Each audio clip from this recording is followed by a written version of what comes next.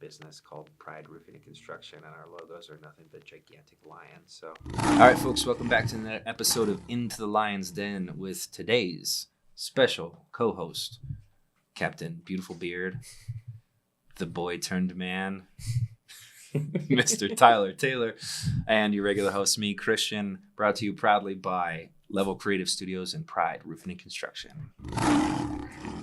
Make a real loud one for the audience. There we go. Make that sound bite. That was a good one. That one was almost as good as Billy's. Almost as good as Billy's, huh? He had a little bit of like a, I don't know, like a cat in heat in the background in his. Like, Okay. All right. Anyways, so what we're going to be doing today on this episode is we're going to start our first series of interviews with Pride Roofing Construction personnel. I'm really excited to do this one with Mr. Tyler. Me and him have more than just a work relationship. We have been in a nice community of people up at River of Life. We spent time engaging in different things, not just business. So it's really, I'm pretty excited to hear some of your story here. But Tyler's been with us for 3.5 years. August will be 4. 4 years in August. So over the hump on the 3.5 year mark. He really was. I was making a joke, but one of the younger recruits that we had, and now he's one of the veteran guys here. Absolutely pivotal in terms of the processes and the product that we deliver for Pride Roofing Construction. So appreciate all the time that you've invested over here. That's been fun. But we're going to continue on that series about Start With Why. So just a brief reminder for those of you that may not have caught the first episode. This series is going to be based off of this book, which I encourage literally everybody to read. Simon Sinek writes it from a perspective from a business owner's perspective. Most of the reading in there is about that, and it's about utilizing the why factor to promote your brand and create more loyalty within your ranks and also with your communities and stuff like that.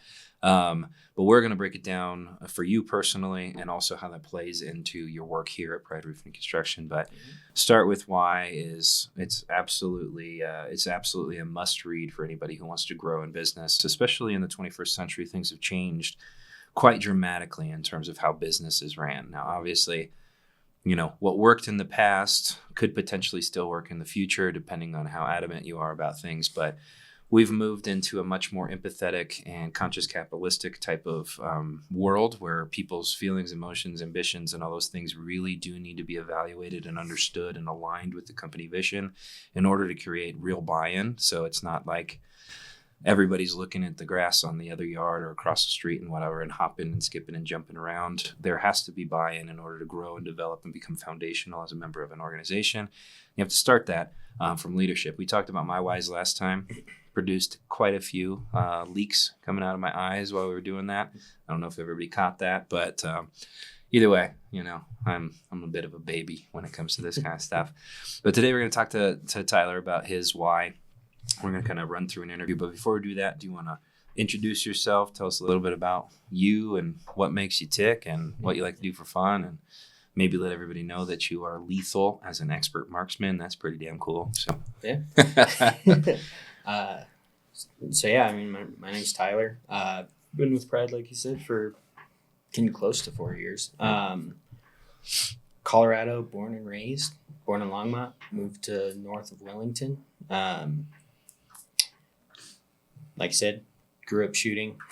Did a lot of competitions through 4-H and the NRA, ranging from bows and arrows to air rifle, 22, muzzleloader. If it went bang, I was banging. If it went bang, Tyler was there, and he probably pulled the trigger. Yeah, that's true. Yeah. Very cool. But that was really fun. I think that definitely was something that was foundational in growing up in my competitive point of view on a lot of things. Because I like to, based off of a lot of that, I like to be the best. I like to strive for that. And I think that's probably what helped grow that quite a bit. Can we put a little pause motion in here? Can you pull your microphone a little closer to you? Try that out. You don't have to lean into it. I just want to catch your voice a little bit better. How about that? That's a little bit better. Better. Yeah, I just don't want your responses to be muted and mine to be obnoxious. I got you. I can also speak louder too. Yeah, well, we don't want to be fabricating here, right? Organic, yeah. not inorganic here. All right, anyways. Back to it. All right, anyways. Proceed. Yeah, I was homeschooled, you know. So you're a weirdo. Yeah, weirdo. Yep. Actually, most of my friends were homeschooled too. So, you know. Hey, a tribe of lethal weirdos. Yeah. Yep. Just and, kidding. Michael Beerley, Niji, all those guys that you've met before. No, love all of them. They're good people. I'm just joking. Yeah, no, that's all good. I mean, I make fun of myself too. I'm like, yeah, I was homeschooled. You know, Billy, not too long ago, was like, hey, you know, like how like in school you used to do this. And I was just like, I was homeschooled. And he's like, oh, I'm sorry. I'm not.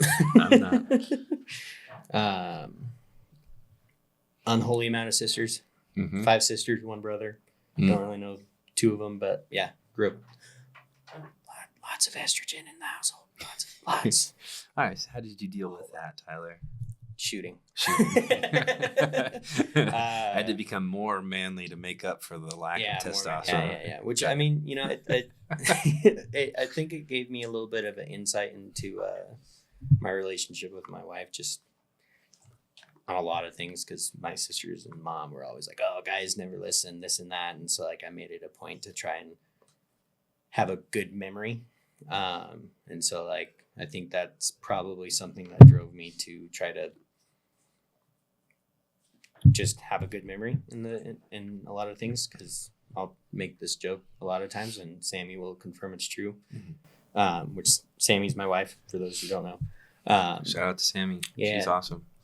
She's pretty great. She she puts up with me. So yeah, God bless her. But I remember I remember more than she does when it comes to like things in our relationship. Usually, like, you know, I bring up like first text, this and that, and she's like, I don't know how you remember that. She's like, I don't know how you remember that. Like, so well, thanks. But it just broke my heart.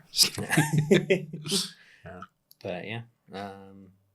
All right, so we've got a love strong relationship, godly principles. Yep, grew up in a church, so out in the middle of nowhere, car, right? You had a lot of space growing up, so you kind of do whatever you wanted to do, right? And formed and fashioned by your parents through homeschooling. So there's a little break, not break, but a little intro into Tyler's life. So.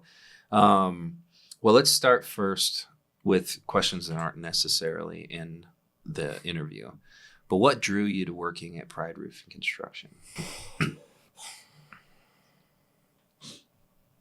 Well, I mean, I know I've talked about this before. I really had no interest really in getting into construction or anything like that. The big thing that I was more so looking for was I was looking for something in sales, because I knew that was an opportunity and a position that could give me a lot of potential to, one, make money, but also, you know, grow. And what drew me to Pride was, one, the way that all the people that, you know, were working at Pride at that time, including you, just kind of held themselves in like the community that was forming. And I think it just was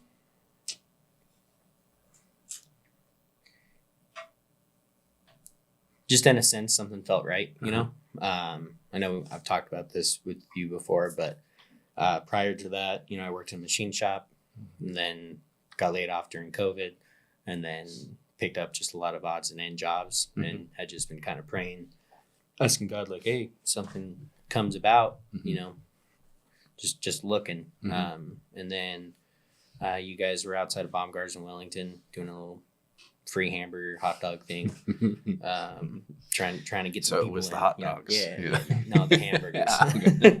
Gotcha. and the soda and chips. Yeah. And I had like stopped in to get a AC for my room because my room west facing, hot, terrible, About as bad disgusting. as this room, huh? Worse for sure. Especially once the sun started going down. Mm-hmm. Horrible. Mm-hmm. I was like, I'm done. I'm getting an AC. So I went to Baumgart's. They had a sale. It's like, heck yeah, let's do this. Walked in, bought one on my way out. Someone was like, hey, you want a hot dog, hamburger? I was like, nah, I'm good. Got what I want. Walked to the car, and then just something in the back of my head was like, hey, Go get a hamburger. go talk to him about a job. And I was like, Sure. I was like, okay, fine. Mm-hmm. Went up, and I was like, at that point, you know, I'd been out of a job for a little bit, and again, still picking up like odds and ends here and there from like my brother-in-law and whatnot. Mm-hmm. And I was like, hey, y'all hiring? And they were like, yeah. Mm-hmm. Meet us tomorrow. Okay, cool. Nice. Well, that was pretty. I had no easy. idea what to expect. You know, showed up the next morning and met you guys at the Tea Bar. Mm-hmm. That's when I met Lachlan and you, and I'd say there's probably about 8 of us there. Mm-hmm. You guys were eating breakfast, and then you looked at a picture of a roof that Lachlan had taken, and you were like, hey, I think we put the wrong shingles on this house. And I was like, oh. Mm-hmm. It's like, well, maybe I don't want it. No, I'm just kidding. But then you like zoomed in and you're like, no, it's fine. It's fine. We're good. Nice. But yeah, that was that. And then just felt, like I said, kind of felt like a prayer answered after I fully got, you know, I almost said initiated, but that's not really the right terminology. Paddles. Yeah. Once I got through all the hazing and all the, you know, hey, stick your hand in this and you know, whatever, you know. Once I got through all that, you know, just kind of We don't hate felt people good. here. He's full of that. So. All right. Okay. So you had, you know, you're in need of something, searching for a sales career, wanted to grow in that. Now, obviously, things have changed, and you're working in the production division. What has kept you? What has really kept you linked in and wanting to keep investing here? What's the main driver there? I think main thing is just, I mean, I see an opportunity to grow here, which is big thing. I don't like being stagnant. I don't, which is one thing I wasn't a huge fan of working at the machine shop was because it was great. You know, they were great. Boss was awesome. Yeah. However, it was the boss, Carlos, who had been there for when I left, I think 17 years, and then Luke, that had been there for 11. Mm-hmm. So and it was yours pretty, truly, yeah, it's pretty easy to T&W make Square. Yeah. New guy on the block, been there for almost 3 years when I got laid off. What'd you say? T&W Square? Yeah, T&W Square, baby. What's that mean? Tyler Nicholas William Taylor. It's just my initials. My initials, man. Okay, no, I get it. I'm like, that one just went whoosh right over. Yeah, parents thought it was funny to give me a big long name. Well, that's because you're Hispanic, right? Yeah. Yeah, totally. Can they put that in I actually I have a buddy. I can't say his I was like, whole can't name. you see it? Look at this guy. I have a buddy who he is African American, so his dad came from Africa. Found out that they have that culture. The more names you have, the more loved you are. According to him. That's an so his interesting name is like he's probably got like 8 or 9 first names. Okay. It's like Addie, Cunley.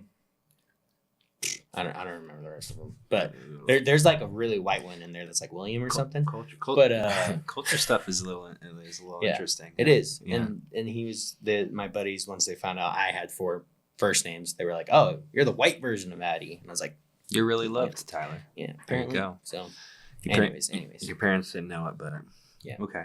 Well, anyways, sorry, I no, cut you off there, but, in the middle of your thought. See where notes. Where are we at? No. Oh, okay. Well, I asked you what's kind of kept you right. here and invested and made you want to stay. So yeah, the opportunity to growth or for growth, you know, I see that here. And then just with your vision and the company's overall overarching path, I see opportunity to growth, for growth. And then again, it just kind of falls back on, you know, the people that work here, you know, you, Billy, Matt, I guess JD. You got an idea. I guess. Yeah, HR man. no, in all seriousness, everybody that works here, it's a good community that that I like. And there's just never really been anything that has been like, hey, well, that's drawn me away or anything. So nice. Because again, I still see that opportunity, and it hasn't hit a wall yet. That's like, nope. There's no yet, buddy. There's no yet. Don't you put that evil on me. All right. So tell us one of your most memorable experiences with Pride Roofing and Construction. It could be funny, it could be heartfelt, it could be whatever. Just something that always is going to be seared into the head. I don't know if you necessarily want to put this in the podcast, so I can come up with a different one, but definitely the hiring process was fun because at that time, you can duck out the name, but Hans was the one who hired me. Sure. Right? With, again, I don't know if we want to exclude names. Hired also, you, then was fired 2 days later. Yeah, exactly. So and it was, so I met you guys Sunday, if I remember correctly. Came out with Hans Monday, went door knocked, got on the third door and knocked. Miranda Minton, shout out to you.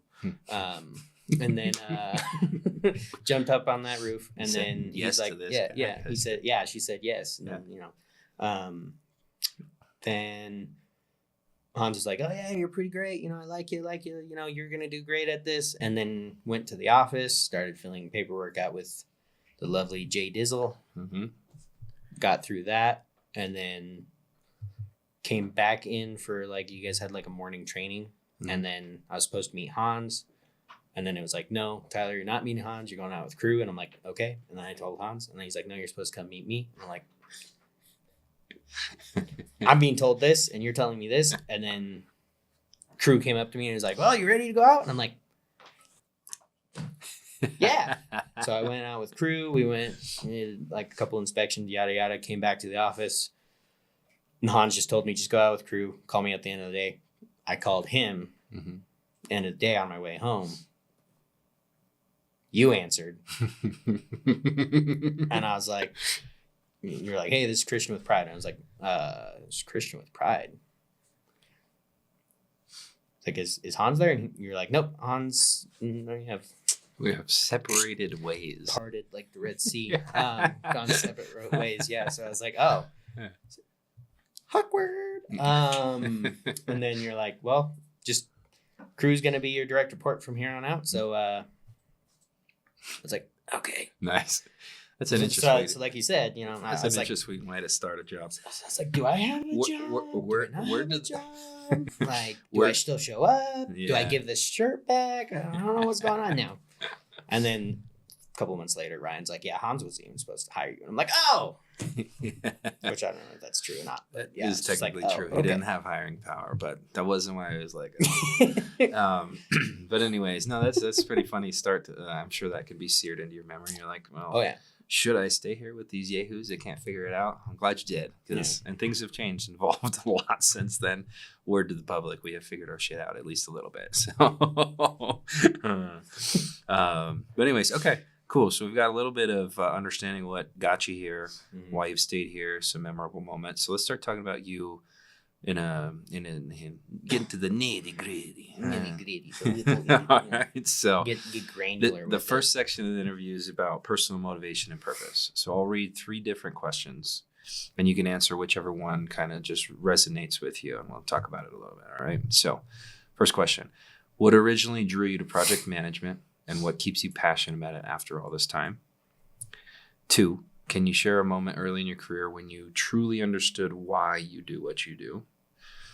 And then 3, how does your role as a project manager align with your personal values and sense of purpose? So project manager, warehouse, and as inventory specialist and production manager. You can fit it all into one right there. But how does your role align with your personal values and sense of purpose? Can you share a moment why you understood why you do what you do? Or what originally drew you to the position and what keeps you passionate about it? Any of those? you know, kind of again, my goal, my personal goal is, you know, continued growth. Mm-hmm. I saw project management as another avenue to ideally grow, which is why I said yes to when you guys came and offered it to me. Mm-hmm. Yeah, and I do miss sales. I liked, especially I've talked to Matt and Billy about this, and like, you know, I'd like to get to a point where I can hopefully maybe diversify with some sales as well, because I loved the process of sales, Mm-hmm. except for door knocking. I love the process of sales, yada yada. Okay. But project management, you know, I saw it as an opportunity to again start growth. You know, maybe grow in a different area, where maybe there was some more upward growth. And then as far as when did I kind of realize, sorry, what was it? Realize what that I knew what I was talking about? Or what was it? I don't know. So maybe like 5 items. Yeah. So a moment or what your realization when you truly understood why it is you do that, what you do. I mean, that's just kind of an overarch, right? Mm-hmm. Of why. Mm-hmm. I mean, my ultimate why is just, you know, I'm my wife. Married, sorry, ladies. But and then swing that way, I'm still off the market. Yeah, off the market. But you know, my wife and then my future family is a big motivator for me in any aspect of my life. Mm-hmm. I want to get to a point where we're financially stable. Ultimate eventual goal for me and us is to ideally probably own some properties, just diversify our incomes and whatnot. Mm-hmm. But that's definitely the main thing that keeps me going as far as like why I'm doing something. Yeah. Is just because I want to provide for her. I'd like to get to a point where she doesn't have to work as well, and where she can just, you know, pursue her art and whatnot. Okay. And yeah, that's sweet. It's just kind of my why I'm doing stuff. Sure. So if I'm gathering, so you've had a couple repeat themes through some of your responses so far. That's my job. I'm supposed to pick some of those things apart. Growth is one of the most important ones. Yeah. The things that you've said. You've also hinted at your sense of purpose in creating support and stability for your family as it grows, with the intention to grow as big as, you know, are you going to have 7 kids like your parents did, or who knows, right? Probably not. Probably not. Yeah, I don't know. Those little things are expensive. they sure You are. should know. You've got like what, 5, 4, 3, three of them. 3. Yeah. Okay. Yeah. I knew if I kept going down, I'd get there eventually. Like, just count Sure. down. But you know, you've kind of positioned yourself to be able to be in a position where you're able to grow. You're finding vertical growth. You're finding what I didn't hear this from you, but one of the perspectives that I have towards being a project manager is your ability to be the promise keeper, right? You're the person who ensures that a project is delivered the way it was promised to be delivered. And you get to make all the decisions on the spot to be able to make sure that we're giving the best product that we can. That does come with, I mean, when I've project managed a lot of different jobs, and that was one of the things that kind of kept me grounded on it, is like, I'm here, although sometimes the days are long and there's points where they're boring or monotonous or sometimes incredibly physically taxing or stressful or whatever. There's all these things, but I kept grounded around the idea that as long as I do this job and I do it well, our promises will be kept. And that, I think, is something to kind of to put as foundational behind, you know, things. But that was me. I'm just adding a little bit of excerpt in there. So I'm catching a lot of growth. Wanting to be a foundation, wanting to be support for the family, wanting to give your wife the ability to do things she loves instead of things that she's forced to do. Catching a lot about your character in these responses. So good stuff. Do you have anything else you want to add before we go to the second section? Just to add a little bit more, I guess, to like project managing and stuff. Another thing that kind of drew me to that was I like things when they run good, Mm-hmm. and I hate inefficiencies. Mm-hmm. And that was something that I kind of noticed a couple times from a couple of our previous team members. Yeah. team members that Okay. were project managers. I'm not calling anyone out. Mm-hmm. If you feel called out, it's your fault, not me. Probably means you're guilty. Probably means you're guilty. Probably means it was you, not me. Okay, just saying. You've been practicing the Donald Trump a little bit, haven't you? That's pretty good. Please, Secret Service, don't. But no, I like when things are run well, and it was something that I knew because, you know, when I first started, we also project managed, we sold, we estimated, we did everything. You know? Mm-hmm. I mean, you did even more than I did, but you know, that was how it started. And then we transitioned to having project managers, and then I started seeing some issues with kind of some of that. Mm-hmm. So I saw that as like, by moving into that position, I could probably help stop some of the issues that were Mm-hmm. happening. Mm-hmm.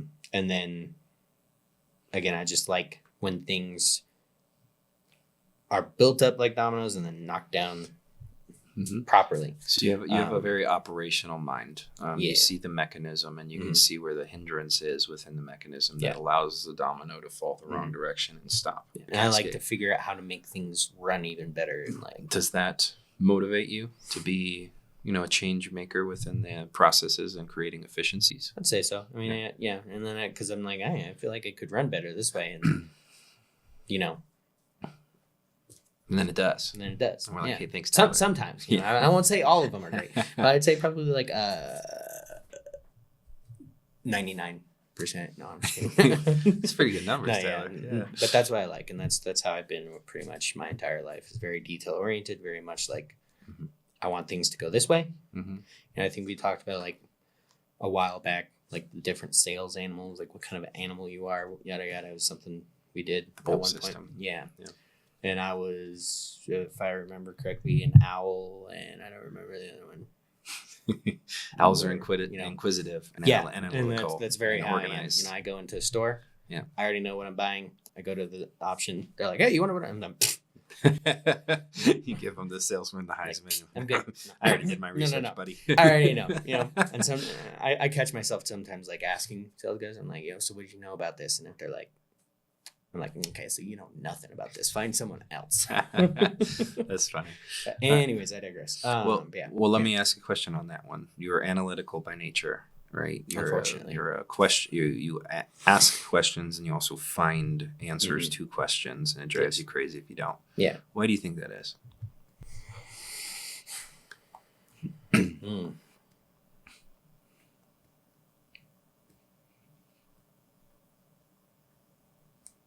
I don't know. I just for starters, I like knowledge. I like knowing things. I like being I like, you know, the before starting working here, I had already listened to and read a lot of books in this kind of category. Mm-hmm. You know, Think and Grow Rich, How to Win Friends, Influence People, 11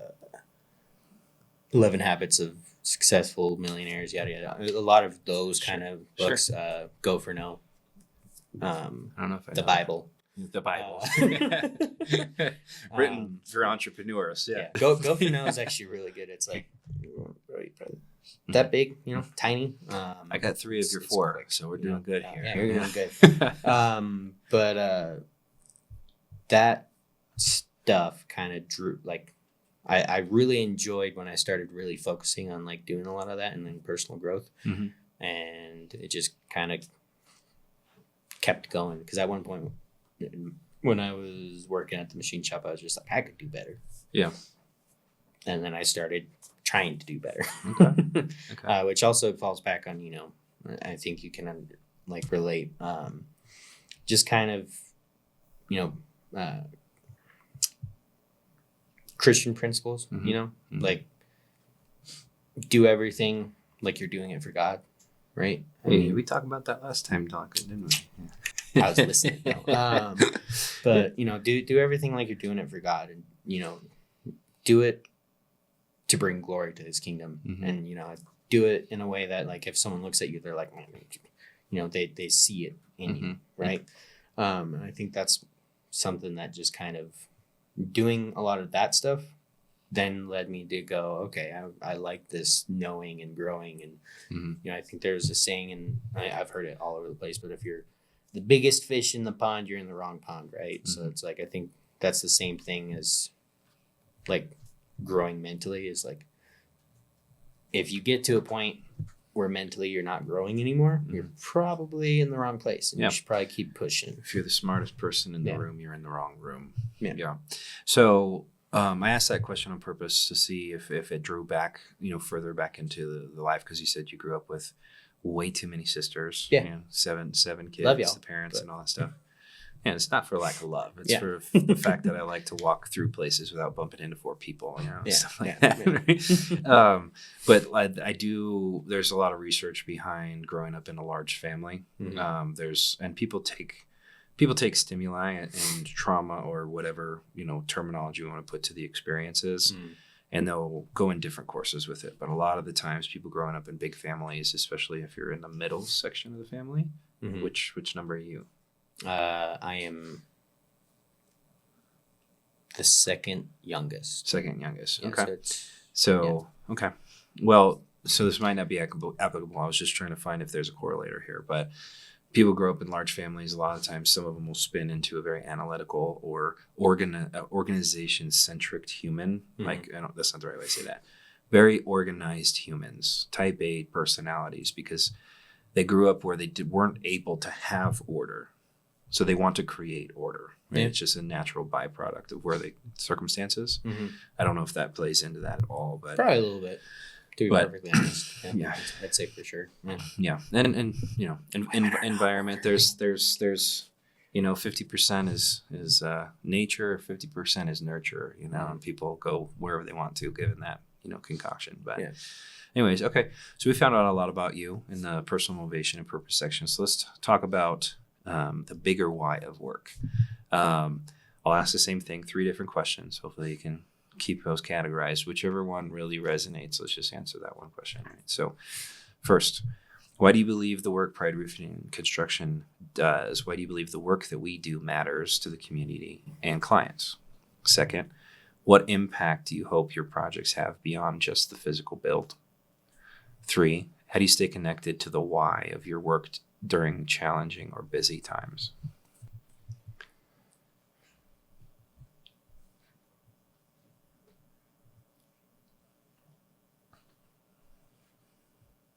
I'd say the last one.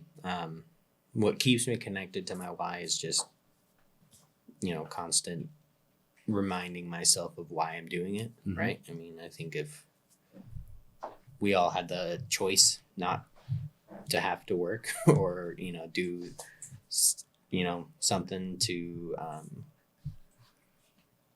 make our lives better, then we probably wouldn't have to, or wouldn't. But I'm just always reminding myself, like, I have goals. This is what I want to get to. This is, me and Sammy want to own a house one day, ideally.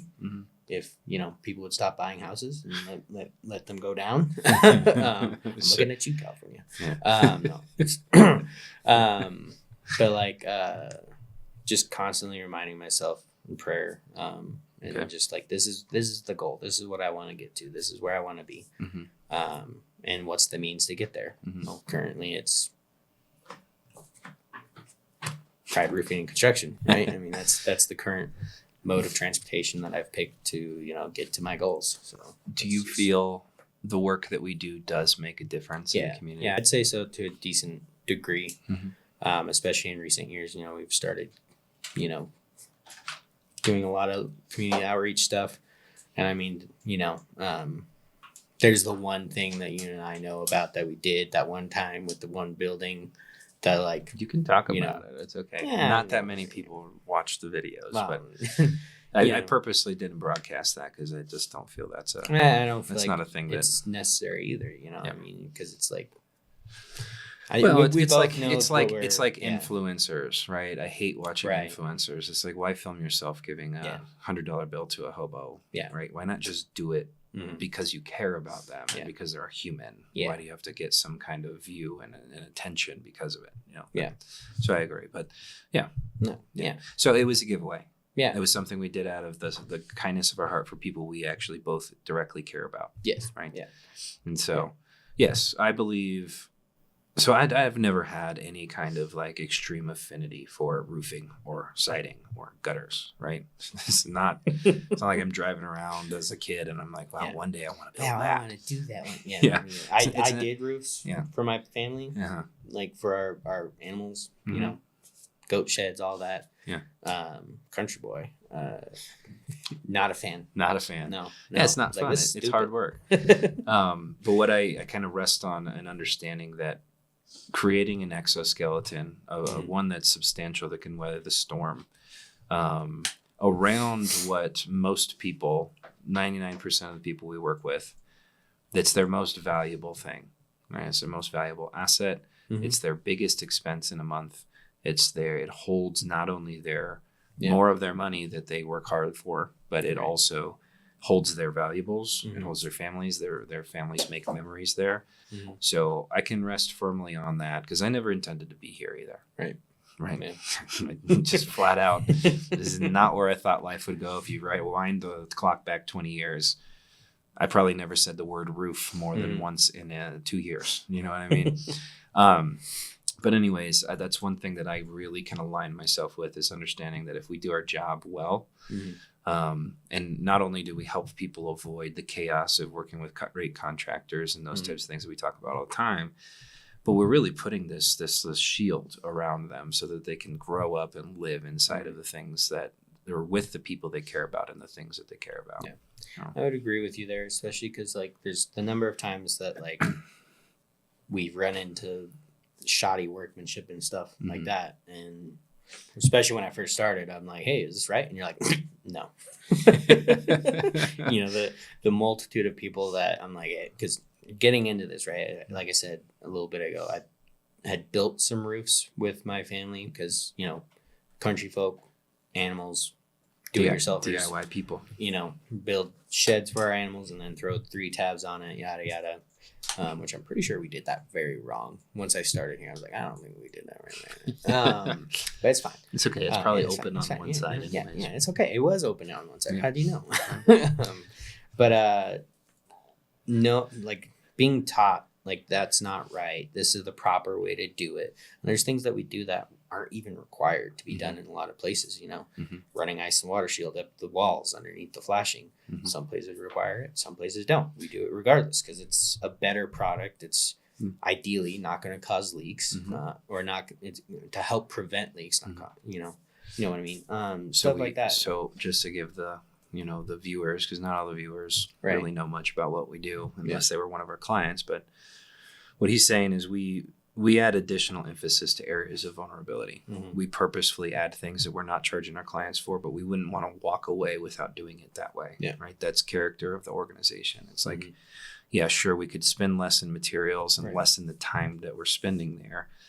That's all well and good, but our intentions are not just the profit on the job. Yes, we have to pay for our bill, pay our bills, and then payroll is expensive and all that other stuff. But at the end of the day, we're going to put our name on it. We're going to do it like we're doing it for ourselves or for our mother or for our family member, right? So, 100%. I dig that. I dig that. Cool. Okay. So let's move on to the next one. The next one is about leadership and team culture. Okay. So same thing, 3 questions. Just answer the one that resonates a little bit. We'll ping pong a little bit, see if we can get a tear out of you. If there's any way to do that. All right. He's a stone-faced killer. He doesn't cry. All right. Anyways, number 1. How do you communicate your why to your team, and why is that important? Number 2, in what ways do you encourage others on your team to discover and find their own why? Number 3, what's one leadership lesson that you've learned that helps you keep your team motivated and aligned with purpose? I like the last one, especially because as far as motivating people, the best way, and this is something that I got from just one of Jocko Willnick's books. Love that guy. Yeah, he's scary. Scary, but I love his book. What is that book? I'm pretty sure we've talked about it before. Extreme Ownership. Yeah, Extreme Ownership. I like that one. That one was really good. But leading down, you know, and doing what you're asking, not being above, right? So, you know, one easy example is like when I'm on jobs with the crews, and it's like, hey, make sure you're tied off. I'm tying off with them. I'm not just yelling at them. Hey, it's not do as I say, not as I do. You know, it's like I go up. I'm like, hey, you guys aren't tied off. Tie off, and then I tie off because it's like, you know, because I have my own harness, I have my own rope. I put it on the roof, and it stays on the roof until the project's done, and I come off. I go back on. I put it on. You know, just leading by example. And that includes, I don't always pick up trash 100% all throughout the day, but trying to lead by example. And that's something that not only was taught through that book, but also taught through my parents, and also taught through church, and then the ranger program that I grew up in church. Just like, hey, like lead by example, which I would say is definitely something that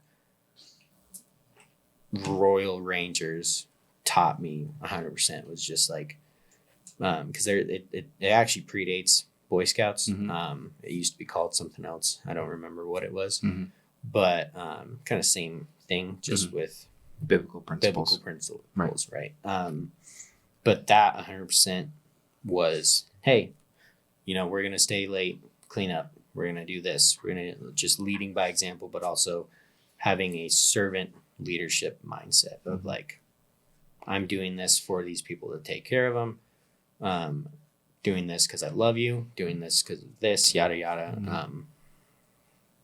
And just, I think that's what I try to do, is lead by example. Right. So I think this is rhetorical as I ask it, but I'm going to ask it anyways. What is it about a servant leader that attracts you to them?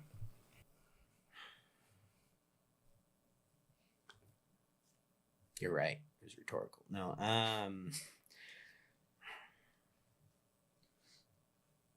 It's a good question. I don't know. I mean, I'd say the easy answer is just, I mean, that's how our Lord the Father, you know, led.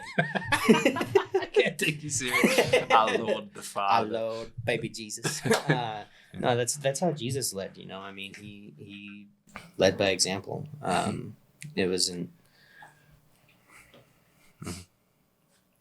He did what he preached. You know, he washed the sinner's feet. Feet. He wasn't above anything. Yeah. He was there to serve his people that he loved so much, right? That's the ultimate example. He was our example of how we're supposed to walk as Christians, which is what, you know, Christianity stands for, Christ follower. You know, back in the day, they were called the Way because it wasn't Christians. They were followers of the Way because it was, you know, the Way. The Way. Okay. Yeah, I think that's the big thing, is just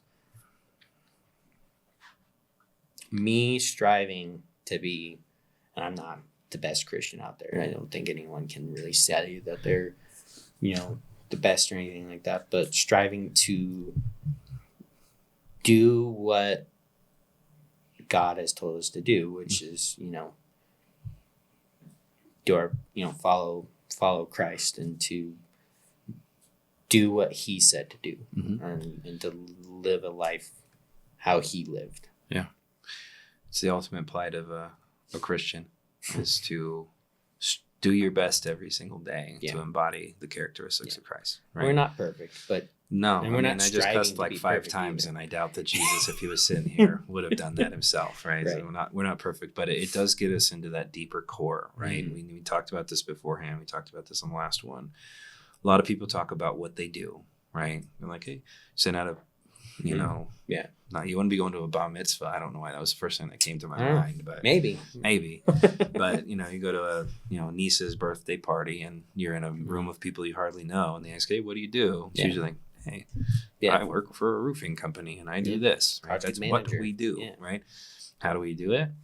Well, we're pretty passionate and prideful about us being better than everybody else, and here's how we do it. Yeah, you know? we do it right. Yeah, right.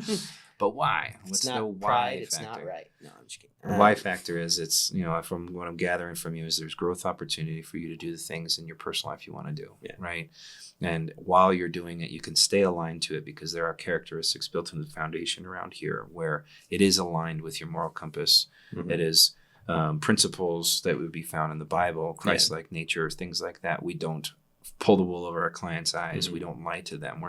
We're fully transparent through the mm-hmm. process. If we screw something up, we acknowledge it and we fix it. Mm-hmm. We never pass the buck, right? Yeah. That's when I was asking that question, I said, this is pretty rhetorical. I knew the answer to that question. Why would you follow a certain leader? Well, it's JC, man. Right? Yeah. Of course, right? We're always trying to be like him, but that's something that tells the audience why Tyler mm-hmm. is Tyler, why Tyler aligns here. And that tells the audience, a little bit more about why they should be able to trust somebody like you. If you're on the job site, what I know that if any viewer sees you on at their house and you're managing a project or you're directing people to manage a project or whatever it is that you're doing, they know that they can trust that you're working through a servant leadership mindset and you're treating them like family. Mm-hmm. It's a pretty important thing. Right. So exciting. All right. Last set. Reflective and looking forward is the subsect. Okay. So 3 questions. If you could give your younger self one piece of advice about finding your why in this industry, what would it be? 2, where do you see your why evolving over the next 5 years and how does that shape your goals? Number 3, how do you personally define success beyond project completion or deadlines? My ultimate goal and view on success is not how much money I make, how much, any of that. I mean, that is a goal, but at the end of the day, I think the biggest impact you have in your life is how many people's lives are better off because you lived. Mm-hmm. I don't, if I at some point become a big name and people know who Tyler is, cool. If not, oh well. Mm-hmm. But ultimately, my goal in life is that my parents' lives are better, my family's lives are better, friends' lives are better because they knew me. Mm-hmm. And not necessarily just because they knew me, but because of the impact that I had in their life. Mm-hmm. I think it's just ultimately, it's commendable. It's important, right? You want to leave the world better than you found it. I want my kids to have better lives than, what I've had, which not to say I've had the worst life, right? Mm-hmm. But still, I want them to be able to have the things they want. I want them to be able to, be like, hey, my dad, pretty cool guy, 10 out of 10, would recommend. I love hanging out with you, Tyler. All right, so I agree with you. I agree with your stance on success. I have never believed that money was a great ambition. Mm-hmm. I think that money is a byproduct of hard work and dedication, right? It's just like when I worked in the gym industry, I never thought that aesthetics were the reason to be there. Aesthetics are a byproduct of discipline, right? And learning how to discipline yourself requires finding a real entrenched, deep why factor as to why you care about yourself enough to grow and transform yourself into the better you day by day by day. All right. Same thing when it comes to, sounds like the way you live your life and the way that Pride operates. So we're very aligned is that we're not here to make a buck. Yes, we have to pay our bills, but that's going to be a byproduct of the focus and the care that we give towards, perfecting our processes and delivering the best results we can every single time. Yeah. I do want to say, because I know there's some answers that could be seen as kind of contradictory to that last bit. Earlier on, I talked about how, I want to, own properties. I want to diversify. I want to, make more money in these different ways. But my reasoning behind that is there's a book that was shared with me a couple years ago after I went to youth camp and volunteered. Mm-hmm. It's called, if I remember correctly, it's been a minute, but it's like Kings or Priests, something like that. Okay. Talks about how there's differences. Everybody has different calls, right? Some people are called to be preachers or priests, are called to spread the word. Mm-hmm. Some people are called to be kings or to fund the kingdom of heaven. Mm-hmm. And ultimately what I'd like to be able to do is be at a point where, there's, and this isn't me trying to, speak myself up, make myself look better. It's just my heart is I'd like to be at a point where, there's a youth kid. Oh, I don't have enough money to go to youth camp this year. There you go, buddy. Go to youth camp, Yeah. But more so than that, I want to be able to go on mission trips when I want to, go do that stuff. If there's, find out that someone can't, afford their groceries, Yep. just stuff like that, but not from a standpoint. And I think this goes back to what we talked about earlier about, the building that we both did. Mm-hmm. We didn't go and stand up in front of people and say, hey, we did this. Mm-hmm. That's what I want to be. I want to get to that point where I can just be like, have it done. Mm-hmm. And then me knowing that I had a hand in it is all I need. I don't need the praise. I don't need any of that. Just knowing that that person was able to do something or have a better day because of me. That's fine. I love That's it. all I want. It's not contradictory. Yeah. It's very similar to the way that I think about things. The focus for me is not the dollar. It's not the only sight inside of, let's go back to your marksmanship. It's not inside that red dot. It's very much something that I've always assumed if there's real focus, discipline, and a plan that has intent with the plan, it's always going to be there. And they talk about this in church all the time. There's nothing wrong with being wealthy. There's nothing wrong with having money. Yeah. What's wrong with having money is letting that money control you and become something more than what you were there to do in the first place. Yeah. Right. So if your intentions are to be able to give back, right, to be so good at what you do that you have the ability to give back and to support your family and have a bigger boundary around your kids so they have more room to spread their wings and fly and do their things, that's commendable. That's not somebody on a greedy path to, let me have the corner office in the highest skyscraper and let me also own the skyscraper and have nothing to show for it because I had to shit on everybody the whole way to get there. Right. That's chaos, right? Life to me is, do I get to have time with my family? Do I get to have real relationships with my friends? Do I have the ability to move around without being controlled? And that's, to me, that's success, right? Yeah. You can get that out of different levels of financial freedom, but it doesn't have to be the goal. The goal doesn't have to be the dollar. Yeah. Right. It just happens. Yeah. Right. You got to pay your bills, right? It is what it is. So life's crazy, but we got pretty in depth there. I really like the last responses that you gave. You broke open a little bit. I appreciate that from you because that's what I wanted to see on there was, Tyler is a genuine person. Tyler's somebody that I appreciate, like he's family, because I know that his heart is never going to weigh or going to be swayed by, greed or chaos or, whatever, crazy temptations are thrown out there. You're always going to be consistent. I think that the audience needed to see that. So good shit. I think that was number 8. I'm not All right. Is there anything else that you'd like to add to the conversation that you haven't been able to touch on or think we're good with it? Made it? Yeah. If you like it, I like it. Well, I am sweating, and that probably means that these cameras are about to overheat. It's kind of hot as balls in here. It's already done 3 times. Yeah. What you didn't know. So, all right. Well, Tyler, we appreciate you being on. We know more in depth about you, not just what I've already known, but everybody's got to experience more about your why.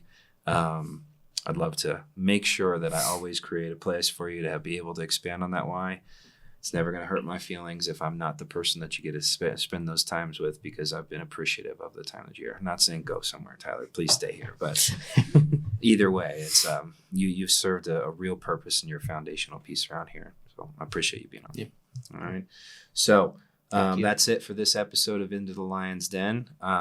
I would encourage, we're going to do this with a couple more employees to just kind of break open this idea of finding that why factor, finding the reason to be motivated, the reason to be disciplined. But I would encourage everybody that watches these videos and actually watches the entire video, because we know we have people tail off a little bit into the video, to try this at home. Try this with your friends and family members, or just ask yourself the same style of questions. If you're not firmly grounded in a why factor, you're kind of just a plastic bag floating through the wind, like Katy Perry's song, right? Let's find some purpose. Let's find some direction. Let's find those things that make us us. Let's align that with what we do personally, professionally, physically, emotionally, and spiritually. Let's become better every day. All right? Catch you guys on the flip side. Thank you all for tuning in to this episode of Into the Lion's Den.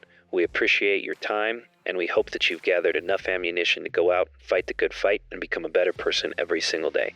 Please like and subscribe, engage in our content, ask us some questions. We'd love to tailor fit the next episode to you.